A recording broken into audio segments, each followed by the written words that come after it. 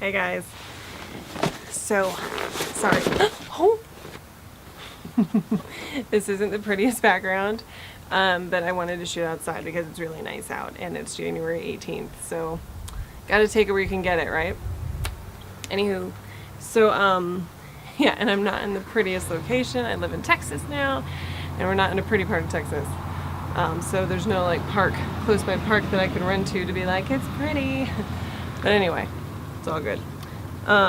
So I haven't done one of these for the first half of the season of Supernatural season 14 because I've been kind of iffy on this season. So, oh my gosh, there's a lot of cars passing by right now. So anyway, I've been kind of iffy, and I wanted to really love it because there was a lot of people being like, this season is off the chain. And there's been some episodes I loved, like Optimism I thought was wonderful, and there's been a lot of really great moments, but all in all, I've been kind of up and down. So anywho, and I don't really like to talk negatively if I don't need to, so. Anyway, so, season 14, episode 10, Nihilism, or Nihilism. I had to look it up because apparently you can say it two different ways and both ways are correct. I prefer Nihilism, but regardless. There's so many noises. Okay, so yes. So this was the premiere of coming back from the winter hiatus. I can't say words. And it was really super exciting. I was very much looking forward to it. I only saw, the only spoiler I saw was like a week or two ago. One of my friends had posted in a group a picture from the episode where there's all the things on Jensen's head. And I was like, ugh, dang it. But then I saw it briefly too in another, and Lisa Berry was in an interview and they kind of were showing clips for the new episode. I was like, oh my god, like, don't show clips. So anyway, not a huge spoiler, so I was glad about that. So yeah, so I thought it was great how it started. Loved it. I noticed in the last episode, you know, I'm sure y'all did too, but when Dean is those final moments with Michael and they go like, they flash to like the blue and he's flashing back to memories of what he did inside of Michael, or Michael inside of him. And then like one of the last scenes you see is Dean in a bar. And I was talking to my friend Kelsey and I was like, I bet that's where he is. I bet he's in that bar. And that's what, like, where Michael stuck him this time, is in that bar. And lo and behold, the episode starts with him in the bar. And I love the fact that it's called Rocky's and that there's a squirrel. And it's like, because Rocky and Bullwinkle and their nicknames. I was like, that's perfect. I did have to go back and rewatch the first scene because there were so many Easter eggs. I love the moose head on the wall. I love that there's the FBBC reference on the tabs and the Austin Cosmic Cowboy drink, that there's the Texas sign and the Texas, you know, the drink that he brings out. I love that the license plate is behind the bar, which was awesome. Yeah, so those were all really cool. And then, of course, Pamela shows up. Now, I have to admit, it's been a while since I've done a rewatch, and I've been watching the show live since season 2. So I wasn't entirely certain if that was her. I was like, I'm pretty sure that's the psychic. Pretty sure. And like, again, not 100% until the scene where she's talking to Dean when they're like in the drinks in the little room, and which again I loved because I was like they're putting a woman with Dean. And okay, so just side note, I'm definitely a Destiel fan, and I think that Dean is bi, and if you don't believe that or think that, that's totally cool, but that's how I prefer to watch the show. So it was fine in the moment, but I was like, I don't like anything where it shows him taken away from Castiel. And so when they were having that scene, and Pamela was like, she's like, I'm not the one that you want. Like, we just like to flirt, and you always want what you can't have. And that she's wearing the wing necklace and she's wearing that shirt to hell and back. And then later in the episode, they bring back the perdition line. I was like, yes. I was like, this is absolutely a reference to Cass. Who he really wants is Castiel with the wings that held it back and what he can't have, though I feel like he could have if he just kind of I think maybe the want what you can't have is the fans. We'll never get that because that's what we want. And who knows, maybe one day. But regardless, I love that scene. Loved it. And of course I was telling some of my friends, I was like, I love that Destiel moment. And they're like, what? And I'm like, no, go back. Regardless. So that was really fun. I loved how that opener started. And then of course getting back to, you know, the whole scene. Though I did think, I don't know why, but the whole reason how they kept saying like monsters, like Michael's monsters are coming, seemed out of, I don't know, I mean that's what they are, right? But it just seemed weird to me. Like I felt like that was almost like it was just a weird statement to be calling them. The monsters are coming. But regardless. And then there's like what, 6? And I know it's supposed to be all over Kansas City, but there was like 6 outside the door and they're like, we're gonna die. And I was like, I don't know, it's Sam, and it's Cass, and it's Jack. Maybe Jack still can't do a whole lot, but I think they could take on 6 creatures. Maybe that's just me, I don't know. But maybe they just assumed that there was more. That's what I'm thinking. Anyway, it was cool to get the Reaper to come back and see that. That was awesome. And I love their comment, like their kind of almost excuse for not being able to get the actors back was that like they have to take shifts because there's just so much happening in the Winchester world. So that was great to bring that back, and I'm trying to make this quick so I see we're already at 13 minutes. So having that come back, and then them of course being taken home to the bunker. I did think it was a little weird. Now I know they're in Lebanon, so they're not too far from Kansas City where the hunters were going. Though where did the hunters come from? I don't know, because they've not been in the bunker for a while, which is totally fine with me because I don't really care for them anyway. But for them to just quickly turn around, and I know she said like on the phone they're going to take care of Garth and release him, but I kind of wish we had seen that, even though I know it's, you know, it makes sense why they didn't for a budgetary standpoint and time standpoint. So we just all gotta hope that Garth is okay, and I guess he went home. But yeah, I just thought the whole thing with those hunters was a little weird, and I don't know, a little cheese, but whatever. I love the fact, oh gosh, I'm trying to get the highlight points here, that so when they have him, you know, chained up and stuff, and he says to Jack how like, you're not Sam and you're not Cass. Oh, broke my heart. Poor Jack. I was like, Jack, don't believe a word he says. And even though Cass tells him that, you know, and Jack's still like, all teenagery, and he's like, whatever, broke my heart. But I did appreciate the fact that he said, you're not Sam, you're not Cass, because we all know that no matter what, Destiel or not, Dean loves them both. Obviously. I mean, he's got through hell and back for both of those two, and for anyone to diminish that relationship is just ridiculous.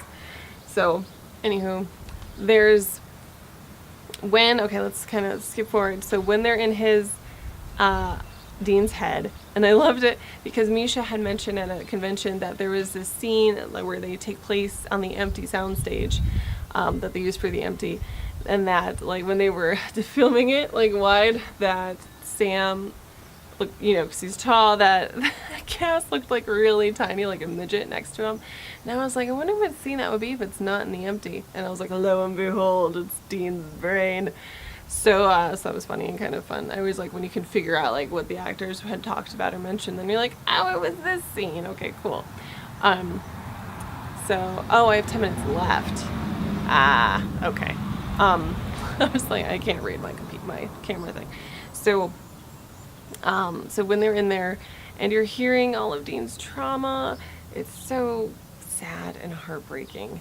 Like when Dean, I was talking with my friend Terry, and she was like, when Dean was, you know, yelling for Sam at the end of season 3 when he's in hell, I mean, just like, ooh, it hurts you. And then when he said, like, listen to the good memories, and I was really hoping you could clearly hear some with Cass, but I love that you could hear Pie right away. And it's a scene I definitely want to go back to listen more of the different scenes that they chose for his sad and his happy, especially his happy. I was so focused on trying to hear something from Castiel related, but you know, that's what we do. So, anyway, I'm glad when they found Dean, and I love the fact that, I love the loop, like how you didn't think it was going to start off as loop, and then you could see just how loopy it actually was, where it wasn't just like a streamlined story over and over, it was like boom, boom, boom, boom, boom, and I loved how irritated Cass was getting, like when they got the blood on them, and then he's like, no, we're not messy because of a hunt, we're messy because of you and the vampire you just killed over and over again, which was hilarious to me. I love it. And so the next, of course, so they're trying to get Dean to remember who he is and that this is ridiculous. The fact that Pamela's, that's what I was saying before. So I was for sure that it was Pamela was when during that scene where she said she was a psychic, I know, for that whole line of, you don't really want me, you just want to flirt, blah, blah, blah. Anyway, so then when her eyes go white to show that she was blinded, oh, I don't like that. That freaks me out. It looks scary. But, and Cass is desperately trying to knock him out of it. But I love that Sam has this moment and he goes, Poughkeepsie. And it was just like, for any Supernatural fan's heart, oh God, I mean, I had tears. It was so emotional and like, all these years, 14 years. It gets you. And I really love that they included that. That was awesome. I love too, so going back to Jack and Jack's, I did think it was interesting some of the monsters came in, and you all knew that one hunter, like something happened to him. I don't know, to me that was pretty obvious, but regardless, so when all the monsters came in and they're all like killing everybody and Jack's just standing there like, I don't know what to do. And when Jack used his powers, it was great to finally see him use his powers again, but then again, if it's at the cost of his soul, it sucks, and I really hope we can get to a place where he can use his powers without using his soul, because otherwise I think they're going to maybe use that as a sub-storyline, but regardless. So Dean comes back, and then of course, we're back in Dean's head, Michael shows up, right, after Dean's like, I remember everything, not with that accent, but and Michael shows up, and then of course he says these horrible things about Castiel, about Sam, and even though they're lying, and even though Cass said that they're lying before to Jack, don't believe a word that he says, and so he's still at that point, like it looks like Cass and Sam both believe what Michael's saying, even though like that's how it appeared to me, like. But then, so I so much appreciated when Cass was like, no, something's wrong. You're stalling. So I'm like, please, Cass. Oh, but when Michael imitated the Cass's voice and the I gripped you tight and pulled you for perdition, so funny. I have to say that was a highlight in the episode, because on set that must have been really funny, and Jensen had a good time doing that. Perfect. Awesome. Sorry for all the ums. So how much time have I got? I have 6 minutes. So that was great. I love that they realize that, and I love that they fight. As my friend Aubrey said, like, can't go wrong with two Jensens, right? And so I wish that they would, even though I know Michael's a big, powerful archangel, I wish at least Cass would have a better chance of fighting. I mean, come on. I feel like Castiel used to be such a warrior, and now they're really weakening him, and I don't know why. And so, I'm kind of jumping all over. I'm trying to remember. It was such a good episode. So they get back, right? Oh, so they shove Michael into the cooler, the fridge, and even though he just sticks the screwdriver thing in the door, and he's like, it's cool, it's my brain, so it'll stick. I almost was kind of hoping they put a chair in front of it, just because earlier Michael had made a comment about putting a chair in front of the door, and I thought that'd been kind of funny, but regardless, I thought it was still kind of iffy that they left it as it was. But so the final part, which was where they're back, everything's cool.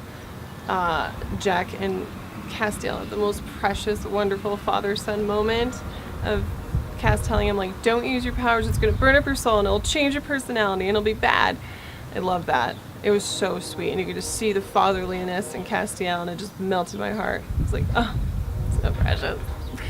And I like that so Cass went over and did his hand on his shoulder thing, even though I wish they would have hugged, but that's Cass's thing, that's what it does. Well, at least, I mean, I don't know, he hugs Jensen, or, Dean a lot, so I don't know, but anyway. But then the fact, so Dean's, you know, in the mirror, which reminded me of course, oh my gosh, I'm blanking, it's one of my favorite episodes, Dean, with Ruth, with, Rowena. Oh, what's it called? Oh, it's failing. I'm forgetting so many things lately. But you know, the classic mirror scene in Something Dean, which was beautiful. Such a beautiful scene. He should have won an award for that because it was amazing. Where he was forgetting his memories and forgetting who he was. What's that name? Remember Dean? Forgetting Dean. Something Dean. Anyway, I digress. So that's kind of what that scene was reminding me of in this episode. And then, you know, Billy shows up and I was like, yes, Lisa Berry. Love her.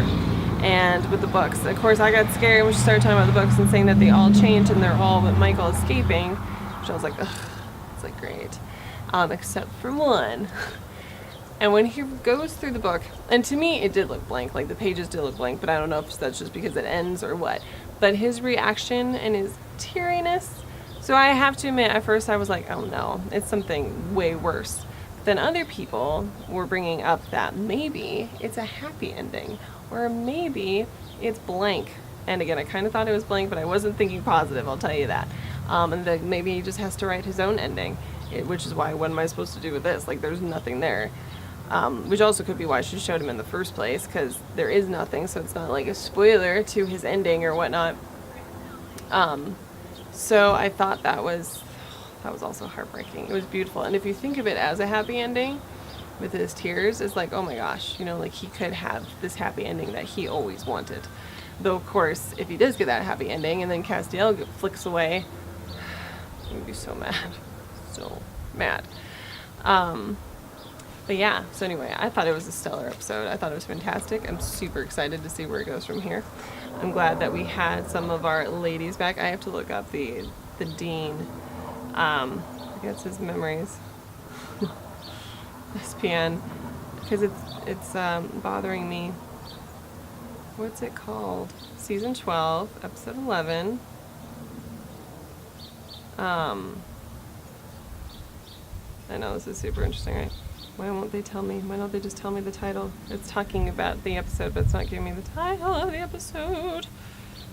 Something. Oh, what is it? Remembering Dean.